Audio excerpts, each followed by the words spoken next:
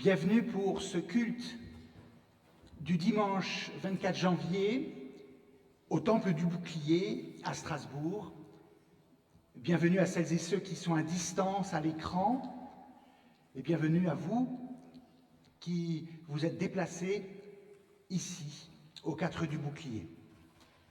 Que l'on soit en présence, à distance, si proche et si lointain, nous sommes en communion de lieu, d'esprit, de cœur, pour nous mettre ensemble à l'écoute d'une parole très ancienne qui nous rejoint à travers les siècles, à travers les langages, à travers les philosophies, à travers notre histoire, notre vécu, pour être ce matin, pour chacune et chacun, une parole sur nos vies, sur notre avenir, sur notre confiance. Je vous invite à vous lever pour dire en antiphoné le Magnificat, le psaume de Marie, que Ruth, la Ruth biblique, aurait pu dire, puisqu'aujourd'hui, le texte biblique que nous suivrons est l'histoire de Ruth. J'exalte Dieu et chante d'allégresse. Car mon Sauveur penché sur ma faiblesse, pour sa servante, a fait que désormais, on me verra bienheureuse à jamais. Le Tout-Puissant, pour moi, fit des merveilles. Saint est son nom, son amour toujours veille. Son bras puissant, toujours est déployé sur ceux qui font sa sainte volonté. Il dispersa les pensées orgueilleuses. Il détrôna les forces vaniteuses. Il éleva le pauvre et le nourrit. Il renvoya le riche et l'appauvrit. Pour Israël, Dieu garde sa tendresse. Il le secourt, fidèle à sa promesse.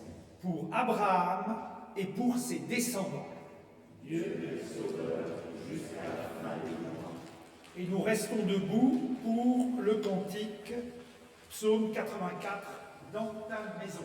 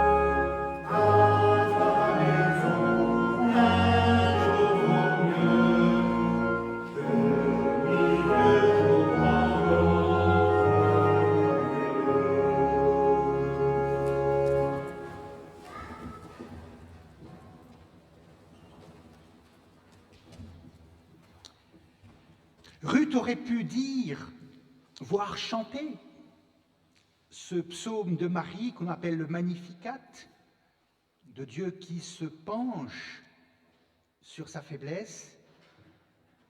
Elle aurait pu chanter le psaume 84.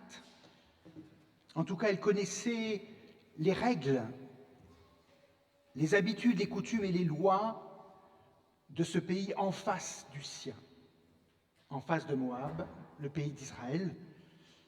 Elle saura les utiliser. Alors je vous invite à dire de manière antiphonée ces 10 paroles que nous appelons le décalogue. Dieu dit: je suis le Seigneur ton Dieu, c'est moi qui t'ai fait sortir d'Égypte où tu étais esclave, tu n'auras pas d'autre Dieu que moi.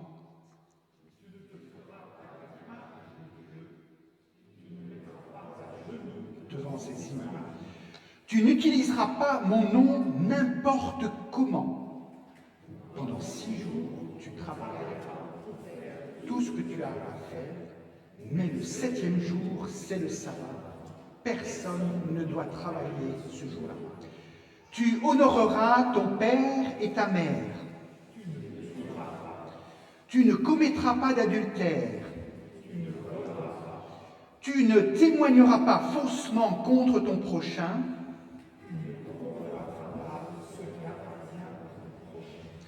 Et je vous invite à la prière.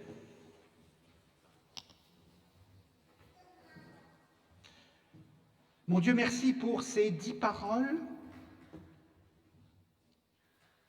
qui éclairent nos vies et nous rappellent que bien souvent nous avons du mal à vivre, à partager, à respecter.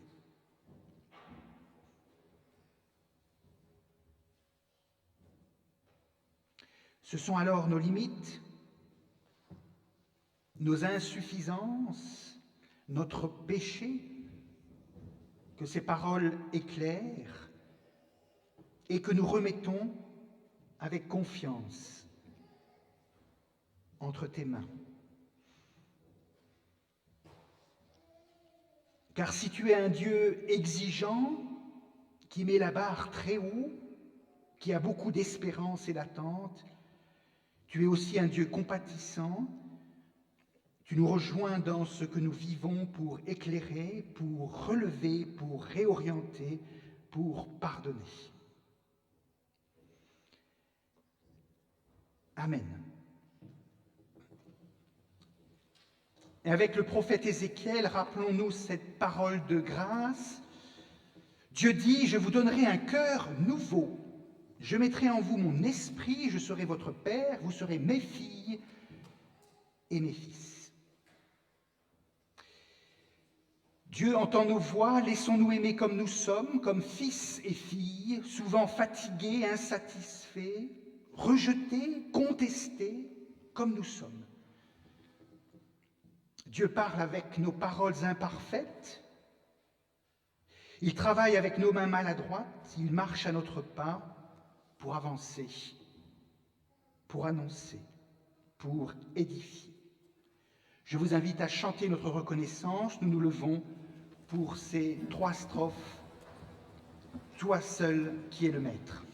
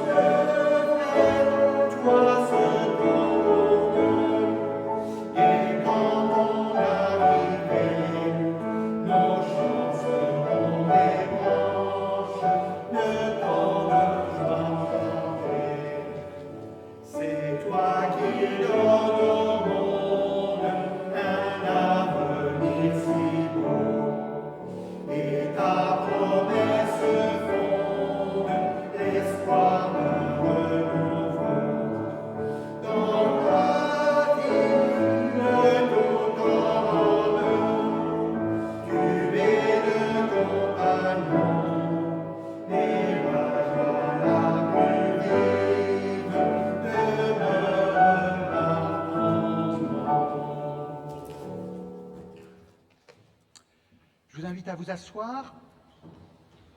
Voici le moment de la lecture biblique. Ce matin, le livre de Ruth,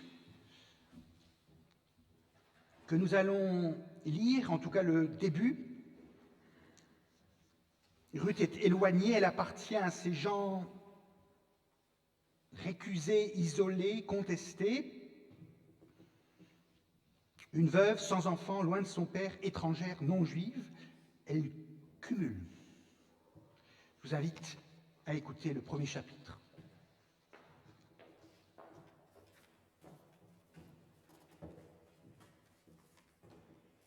Cette histoire se passe au temps où les juges gouvernent le peuple d'Israël. À ce moment-là, il y a une famine dans le pays. Alors, Elimelech, un homme du village de Bethléem, dans la région de Juda, part avec sa femme et ses 2 fils. Ils vont dans la région de Moab. Sa femme s'appelle Noémie et ses fils s'appellent Malon et Kilion. Ils sont du clan d'Ephrata. Ils arrivent donc dans le pays de Moab et s'installent là. Ensuite, Elimelech, le mari de Noémie, meurt et Noémie reste seule avec ses 2 fils. Plus tard, les garçons se marient avec des filles de Moab. L'une s'appelle Orpa, l'autre s'appelle Ruth. Ils habitent là pendant 10 ans à peu près. Mais Malon et Kilion meurent aussi, tous les 2. Noémie reste seule, sans enfant et sans mari. Un jour, toujours dans le pays de Moab, Noémie apprend cette nouvelle. Le Seigneur a montré sa bonté pour son peuple en lui donnant de bonnes récoltes. Alors, elle se prépare à quitter le pays de Moab avec les 2 femmes de ses fils. Elle quitte le lieu où elle vit avec ses 2 belles-filles. Les femmes prennent la route ensemble pour aller au pays de Juda. Mais Noémie dit à Orpa et Ruth, « Maintenant, mes filles, rentrez chacune chez vos mères. Vous avez agi avec bonté envers mes fils qui sont morts et envers moi, de la même façon que le Seigneur montre sa bonté envers vous, qu'il vous permette à toutes 2 de retrouver un mari et d'être heureuses avec lui. » Puis, elle les embrasse. Alors les 2 jeunes femmes se mettent à pleurer, beaucoup. Puis elles disent à Noémie, « Non, nous allons avec toi dans ton pays. » Mais Noémie leur dit, « Rentrez dans vos familles, mes filles. Pourquoi est-ce que vous voulez venir avec moi? Est-ce que je peux encore avoir des fils qui pourraient se marier avec vous? Non, je suis trop vieille pour cela. Rentrez chez vous, mes filles. Oui, partez. » Alors, les 2 jeunes femmes recommencent à pleurer beaucoup. Puis Orpa dit au revoir à sa belle-mère en l'embrassant. Mais Ruth décide de rester avec elle. Noémie dit à Ruth, « Regarde, ta belle-sœur est retournée vers son peuple et vers le Dieu de son peuple. Fais comme elle, rentre chez toi. » Mais Ruth répond, « Ne me force pas à te quitter pour rentrer chez moi. Là où tu iras, j'irai. Là où tu habiteras, j'habiterai. Ton peuple sera mon peuple et ton Dieu sera mon Dieu. Là où tu mourras, je mourrai et là, on m'enterrera. Que le Seigneur me punisse très sévèrement si ce n'est pas la mort qui me sépare de toi. » Quand Noémie voit que Ruth veut à tout prix venir avec elle, elle n'insiste plus. Les 2 femmes marchent ensemble jusqu'à Bethléem.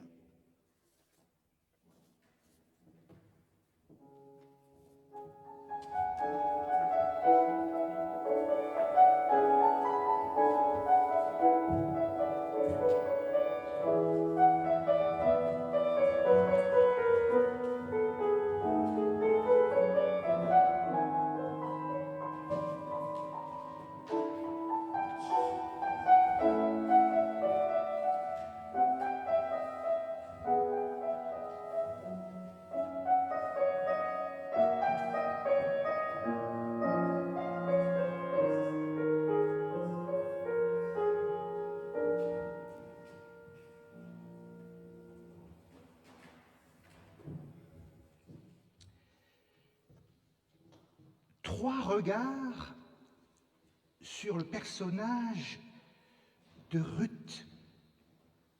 Et je vais partir du plus éloigné pour me rapprocher des 4 chapitres et puis terminer avec ce premier chapitre et cette belle parole. Le regard le plus large est d'abord sur les textes bibliques qui sont proposés pour ce matin à côté de Ruth. Il y a le récit de Naaman, cet officier du roi d'Aram, l'ouest de la Syrie actuelle, une terre ennemie, un méchant qui a beaucoup d'éloignement, qui fait des razzias, qui a des esclaves juifs et qui a une maladie de peau. Voilà. C'est-à-dire il a tout pour être tenu à l'écart, à distance, pour être comme récusé. Et puis l'autre récit qui était proposé pour ce matin, c'est la rencontre de Jésus avec un officier romain, un ennemi qui est un serviteur malade, un récit parallèle de cette rencontre entre Jésus et une femme qui est elle aussi aux frontières, la Syrophénicienne, dont la fille est malade, possédée par un démon. Voilà, tous ces récits qui sont dans ce vieux livre et qui parlent de ces gens éloignés, distants, isolés, perdus, en tout cas contestés, récusés. Et ces textes m'ont fait penser à mon expérience de pasteur à Castres, où j'étais responsable, en tant que pasteur, du cimetière protestant, qui a été octroyé aux protestants sous la Restauration, sous Louis XVIII, c'était avant Charles X, avec Charles X ça devient compliqué. Et j'avais remarqué non seulement les tombes protestantes, mais aussi les tombes juives. Notamment, il y avait un très bel endroit où il y avait une tombe protestante avec une croix huguenote, et il y avait marqué « Le Seigneur est mon berger, je ne manquerai de rien ». Psaume 23. Et puis, à côté, il y avait une tombe juive avec l'étoile de David, et il y avait marqué « Mizmor le David, Adonai Hoi, lo Esrar, lo Ersar ». Ce qui veut dire, comme vous savez, « Le Seigneur est mon berger, je ne manquerai de rien ». Pareil. Une croix huguenote, une étoile de David. Et puis j'avais remarqué aussi qu'il y avait des tombes de gens jeunes, des tombes avec des colonnes brisées qui rappellent que parfois la vie ne va pas à son terme, des petites tombes. Et puis une fois que j'étais chez le responsable municipal du cimetière, heureusement qu'il était là, c'était un très bon juriste, c'était un fonctionnaire protestant, d'abord fonctionnaire, tout poussiéreux en extérieur, mais tout en fraîcheur, pétillant en pétulance, en vivacité de l'intérieur, comme le texte biblique. Et alors que j'échangeais avec lui, il me dit « Monsieur le pasteur, ce cimetière dont vous êtes responsable, c'est l'histoire locale des éloignés, des repoussés, des récusés, des isolés, des rejetés, des contestés de notre terre. C'est le cimetière des protestants, des juifs, des francs-maçons, des suicidés catholiques, des divorcés après la loi Naquet, des enfants morts-nés non baptisés. Ce cimetière, monsieur le pasteur, a donné une reconnaissance publique à ces Français, pas bons Français, éloignés, repoussés, récusés, isolés, rejetés, contestés. Mais la reconnaissance dans la mort est une manière de redonner une place dans la vie. Aujourd'hui, le cimetière est comme tout cimetière municipal. Mais il est porteur de cette histoire, comme notre texte de la Bible est porteur de l'histoire de Naaman, de Ruth, la Moabite, de la femme syrophénicienne, du centurion romain, d'Abimélec, de Jéthro, le beau-père païen de Moïse, des femmes, des malades, des lépreux, des samaritains, des aveugles, des éloignés, des repoussés, des contestés, des isolés. Les uns se retrouvent reconnus et intégrés au cœur de la ville, dans un cimetière public, et les autres sont reconnus, intégrés au cœur de ce vieux texte poussiéreux, mais tout en fraîcheur, en pétulance, en vivacité à l'intérieur. Je rappelle aussi que Ruth fait partie des 5 On les appelle les grands-mères de Jésus, dans la généalogie de Matthieu, qui cite combien d'hommes 3 fois 14, je crois, et 5 femmes. Rahab, la courtisane ou la prostituée en période difficile de guerre. Bethsabée, victime de l'abus du roi David, qui fait tuer le mari de Bethsabée. Tamar, victime de son beau-père, elle va devoir se battre pour faire reconnaître ses droits de veuve. Ruth, on va y venir. Et puis Marie, jeune fille mère, honteuse, à rejeter, à répudier, à lapider. Voilà. Vous savez, Marie, on voit tout de suite aujourd'hui, ou la bonne Vierge, tout ça. Voilà. Non. Dans l'évangile de Matthieu, elle est à répudier. Il faut que l'ange intervienne. Voilà. Pensez au regard sur les filles mères. Je ne sais pas si vous avez lu le livre de Gérard Janus, La demeure du silence, où il parle de sa grand-mère Sophie, qui se retrouve enceinte, elle tombe, comme on dit, on tombe, la chute, hein, comme si c'était une faute.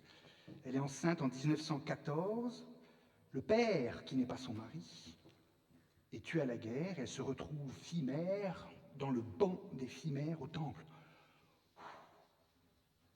Il faut le porter. Là, c'est mon premier regard sur ce livre de Ruth qui, avec Esther, je crois que c'est peut-être le seul livre de la Bible qui porte un nom féminin ou un auteur féminin, quoique le Cantique des Cantiques est peut-être aussi en partie écrit par une femme. Mon second regard est en lien avec le décalogue que nous avons lu et plus largement avec ses coutumes, ses règles et ses lois que Ruth va utiliser. Alors nous avons lu le premier chapitre que nous connaissons bien. Je rappelle que par la suite, revenu à Bethléem, la maison du pain, qui manquait tant au début, Ruth va glaner dans les champs. Elle se retrouve dans le champ de Bose, un lointain parent du mari de sa belle-mère, et qui, Bose va la prendre sous sa protection. Elle y reste pendant toute la moisson de l'orge et du blé. Voilà.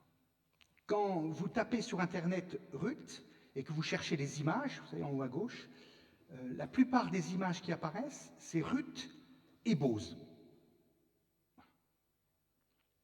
Ruth dans le champ, Ruth qui glane, Ruth avec du blé.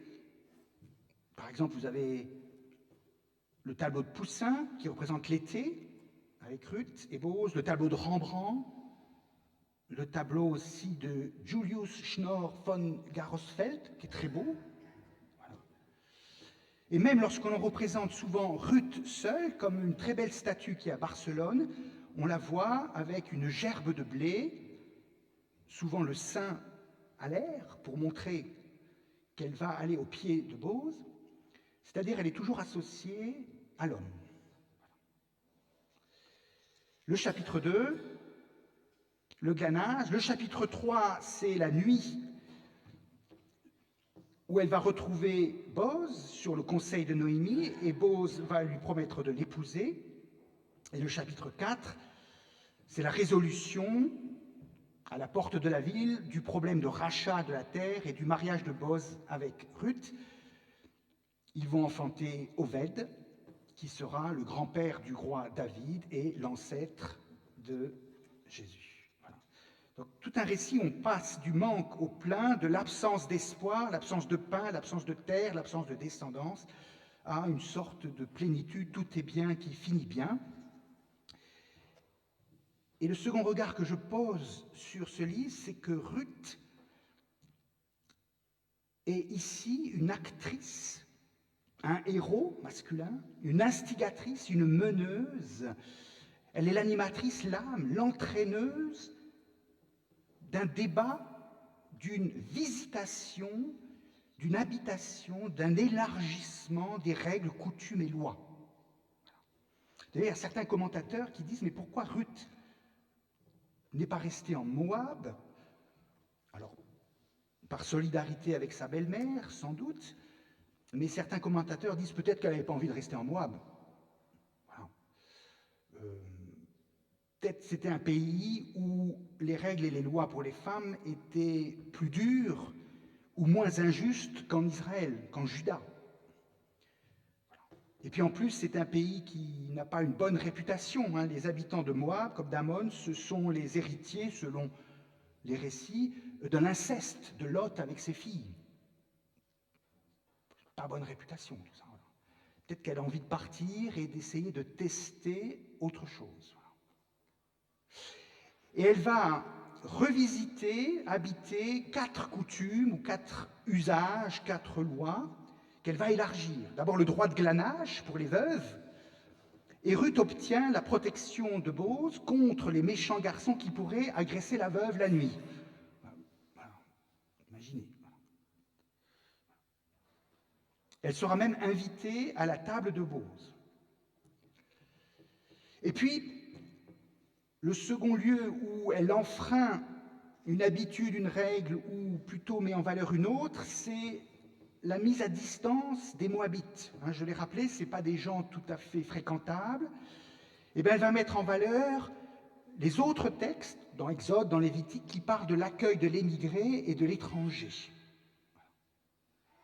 Et donc, dans ce corpus législatif très vaste, elle va mettre en valeur, habiter, plutôt les textes qui parlent d'accueil, d'intégration, de rencontre, plutôt que les textes qui parlent de mise à distance, de rejet, d'isolement. Le troisième lieu où elle intervient, c'est le lévirat.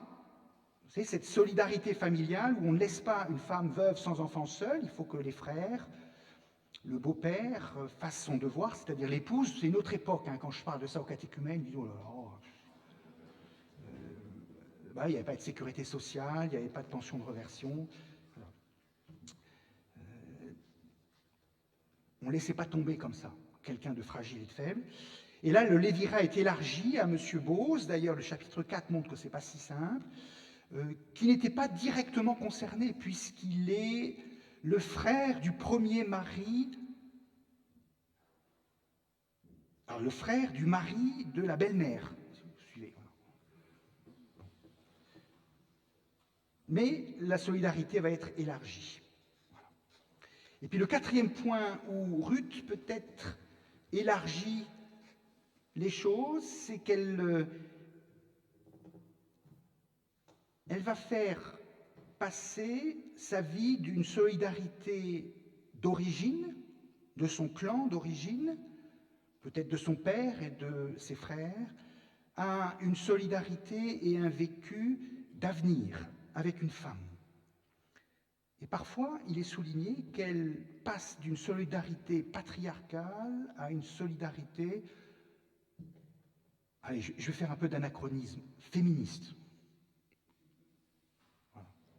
Enfin, il y a certaines lectures comme ça. Mais où elle s'inscrit dans une démarche biblique de celui qui part, de celle qui part, et qui met sa vie non pas en lien avec l'origine et le passé, mais avec l'avenir et l'horizon, dont le plus grand est Abraham. Et Ruth, dans ces 4 chapitres, est ainsi actrice, moteur, héroïne, instigatrice, meneuse, âme entraîneuse, avec l'aide de sa belle-mère, pour revisiter ses lois, ses règles et ses coutumes, et les faire agrandir, élargir. Et ça nous est transmis. Alors, elle m'a fait penser aussi à un autre personnage qui prend en sérieux les règles et les coutumes, les lois. Dans le Nouveau Testament, c'est Nicodème. Vous savez, ce personnage qui vient toute une nuit discuter avec Jésus.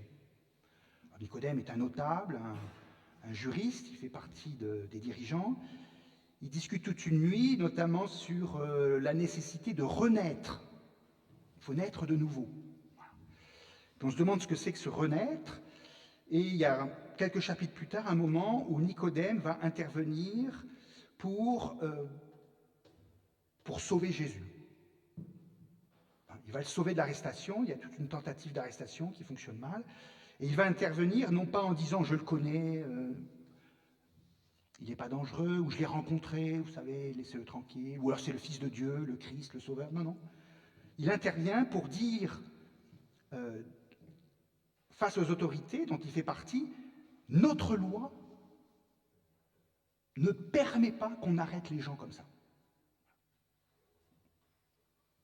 C'est-à-dire que Nicodème, comme Ruth, est amené à revisiter, à habiter et à appliquer ses propres lois. Alors la différence entre les deux, c'est que Nicodème est un homme juif, juriste, âgé, établi, reconnu, alors que Ruth est une femme étrangère, moabite, pire que les Lorrains, veuve, sans lien. Voilà. Mais c'est important que nous ayons ces personnages qui, à un moment donné, posent des actes, posent des paroles, disent les choses. Quelqu'un comme Nicodème, qui prend un risque, quelqu'un comme Ruth, qui maintenant est très connu, mais peut-être je pense à d'autres personnages qui se mettent à dire et à parler pour tout simplement dire certaines choses. Alors, est-ce que c'est Vanessa Springora sur le consentement, Camille Kouchner à propos de l'inceste, ou Adèle Haenel à propos de la pédophilie? Voilà. Il faut que des personnages qui sont établis, qui sont reconnus, qui sont solides, puissent parler pour que d'autres puissent à leur tour être reconnus. Et alors, ce personnage de Ruth, dans tous ces 4 chapitres, vous voyez, qui, comme Abraham se dirige vers l'avenir, est aussi mis en valeur dans cette démarche. Ce qui fait que Ruth est finalement juive, ce n'est pas sa famille d'origine, sa terre, son appartenance, mais c'est son départ, sa marche. Et Delphine Horviller, rabbine, traduit cela de la manière suivante: une personne juive n'est pas juive parce que ses parents sont juifs, mais parce que ses enfants sont juifs. C'est-à-dire ce qui définit l'identité, l'appartenance, n'est pas l'origine, mais la descendance, la transmission, ce que l'on donne. Alors mon troisième regard, c'est ce chapitre 1 que j'ai à peine évoqué. Ne me force pas à te quitter pour rentrer chez moi. Là où tu iras, j'irai. Là où tu habiteras, j'habiterai. Ton peuple sera mon peuple, ton Dieu sera mon Dieu. Là où tu mourras, je mourrai, et là on m'enterrera. Voilà.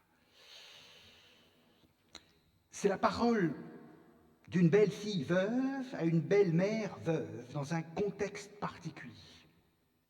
Mais faites néanmoins l'exercice de détacher cette parole de son contexte et de Ruth.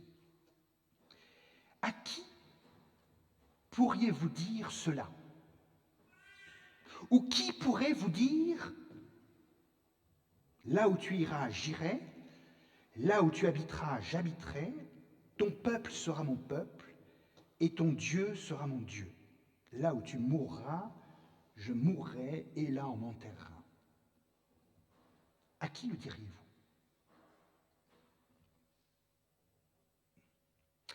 Est-ce une parole entre 2 personnes qui ont vécu une même difficulté, une même peine, une même souffrance?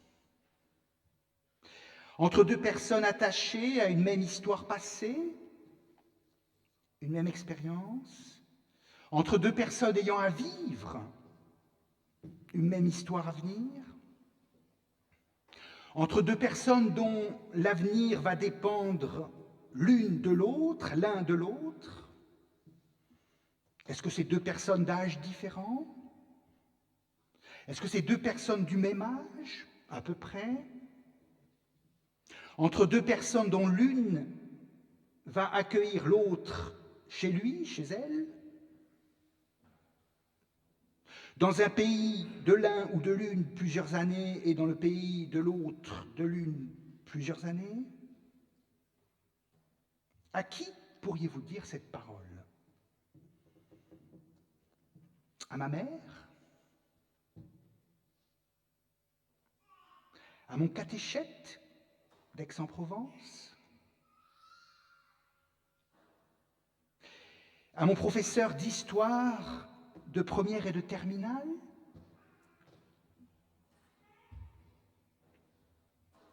à ma chef scout des scouts unionistes d'Aix-en-Provence, à mon professeur de Nouveau Testament, à mon collègue d'université, à ma femme. Là où tu iras, j'irai, là où tu habiteras, j'habiterai. J'ai utilisé cette parole, comme mon collègue récemment, pour une bénédiction de couple. Car toutes les questions que je viens de rappeler sont autant de paroles d'encouragement, de souhait, de bénédiction pour un couple. Alors je me permets de te citer. Dans le creux de nos existences souvent fragiles et parfois troublées, Dieu bénit la trajectoire de l'humain jusque dans les plis et les blessures intimes. Et aujourd'hui pour vous, dans la joie que permet la confiance, votre joie si contagieuse. Explorez la densité de la bénédiction de Dieu, voilà le projet qui vous est offert en ce jour et qui est laissé à votre seule responsabilité, à votre discernement, à votre bonheur. Cette bénédiction, fin de citation. Cette bénédiction est d'abord ici entre Ruth et Noémie, entre deux personnes, peut-être d'une famille, d'église, de travail, mais aussi de couple. La bienveillance l'un pour l'autre, l'une pour l'autre, et la confiance l'un dans l'autre, l'une dans l'autre, sont le reflet de cette espérance et de cette confiance que Dieu nous donne et souhaite vivre. Peut-être un prolongement ou un écho, une continuation ou une résonance de cette bonne vieille bénédiction. D'un Dieu qui ne se donne pas dans l'évidence, dans l'intervention forte et puissante, mais dans la force d'une relation, d'une vérité, d'une intimité, dans le creux et la profondeur d'un amour. Là où tu iras, j'irai. Là où tu habiteras, j'habiterai. Ton peuple sera mon peuple, ton Dieu sera mon Dieu. Là où tu mourras, je mourrai, et là on m'enterrera. Peut-être dans le cimetière protestant de Castres. Amen.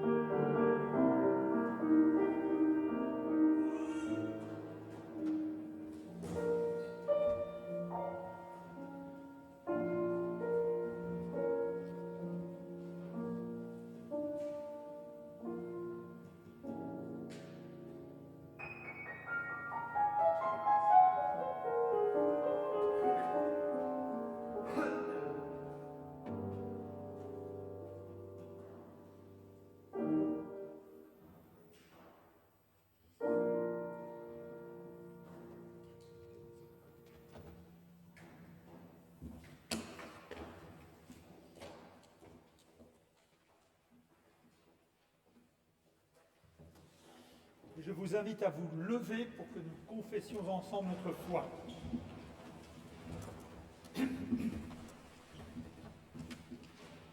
Nous croyons en Dieu. Il est celui que nous ne pouvons ni comprendre ni atteindre.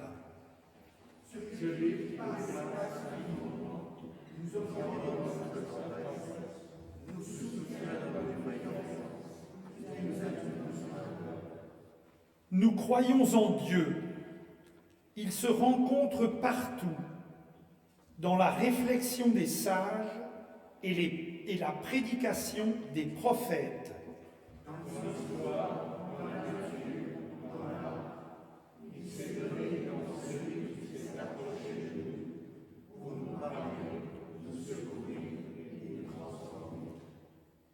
Il est en Jésus-Christ qui a peiné, souffert et qui est mort pour nous conduire à lui.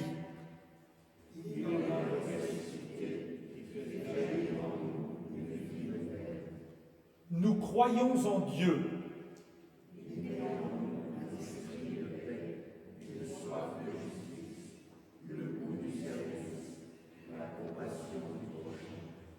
Il suscite une confiance qui ne désespère jamais, un amour que rien ne rebute.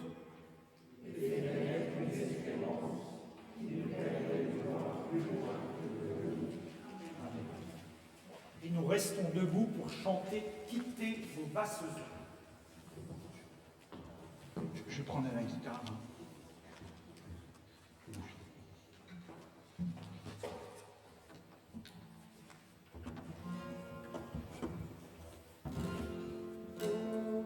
On commence par la première strophe.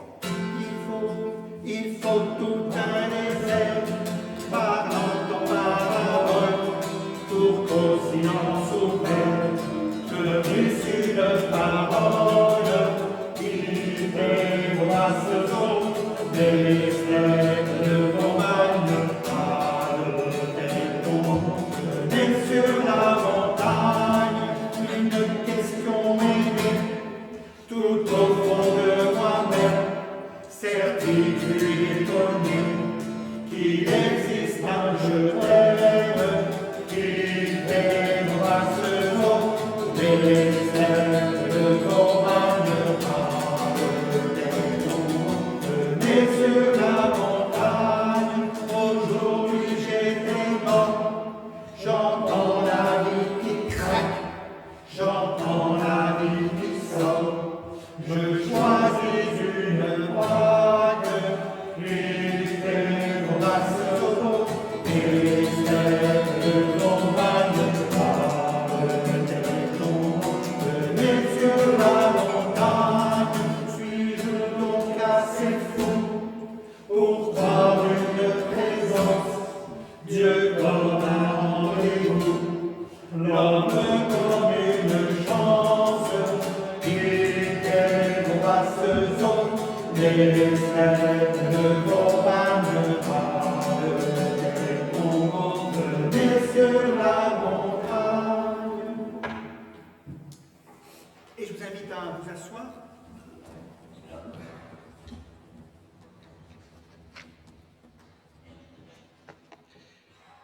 Voilà, vous avez les annonces sur la feuille, peut-être aussi à l'écran d'ordinateur.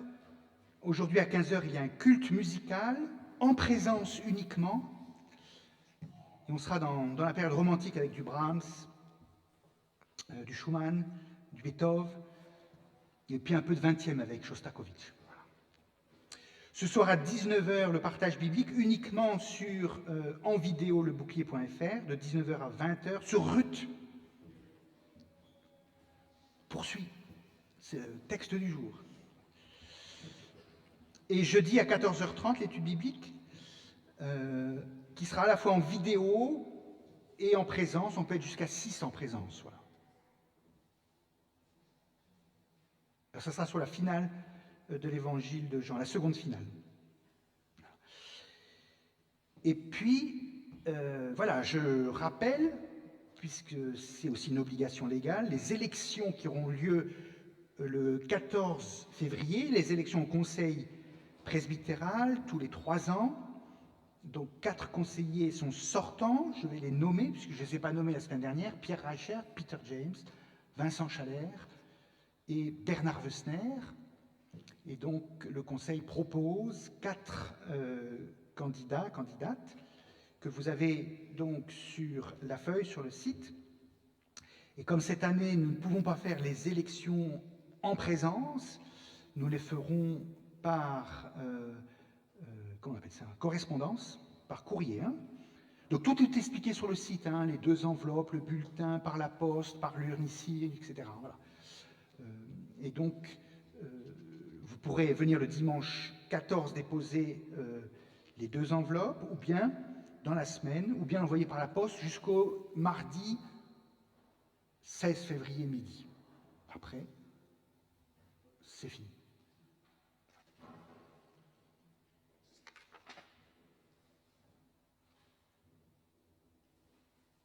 Voilà.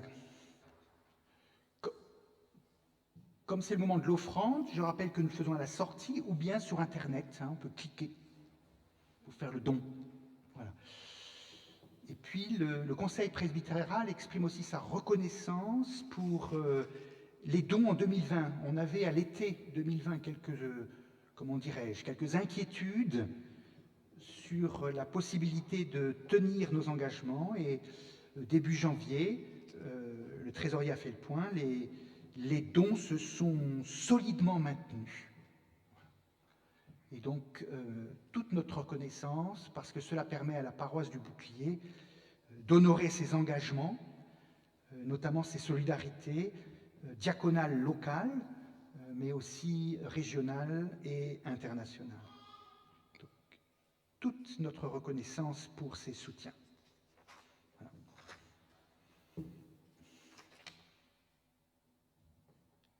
Et bien, nous passons à la prière.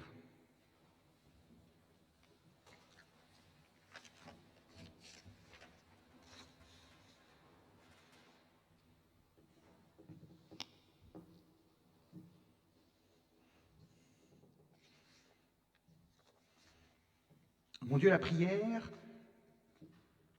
c'est faire en moi une place pour d'autres, pour toi.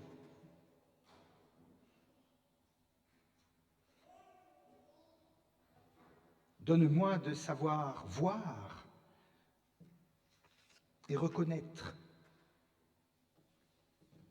ces attentes, ces demandes, si éloignées, si proches, pour le partage et la justice.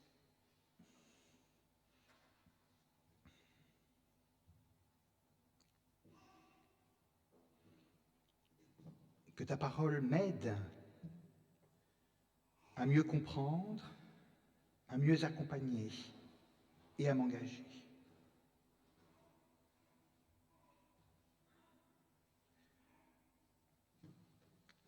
Je te présente plus particulièrement les personnes que je porte, mais aussi celles qui me portent.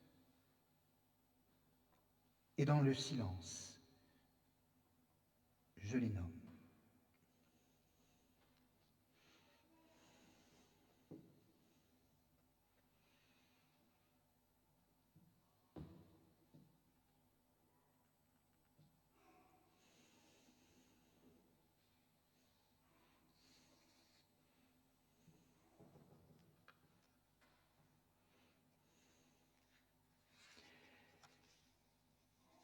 Et toutes nos prières sont alors dans la prière de Jésus qui a dit « Notre Père qui es aux cieux, que ton nom soit sanctifié, que ton règne vienne, que ta volonté soit faite sur la terre comme au ciel.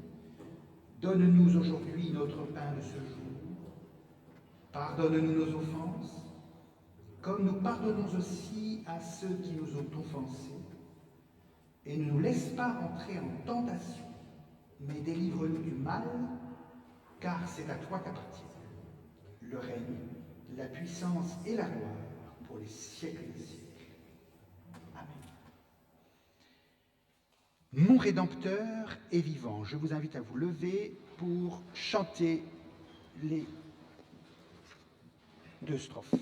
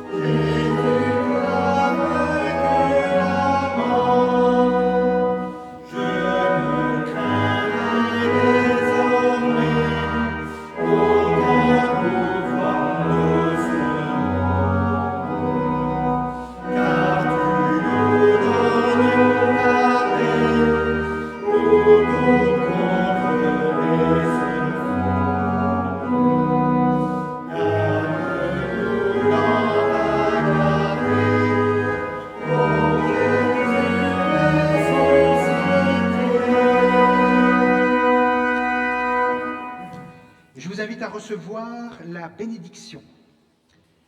Que l'amour de Dieu, notre Père, que la parole de Jésus-Christ, notre Seigneur, et que la paix du Saint-Esprit vous accompagnent et viennent toujours mettre de la tendresse, de la confiance, de l'avenir dans vos vies. Amen.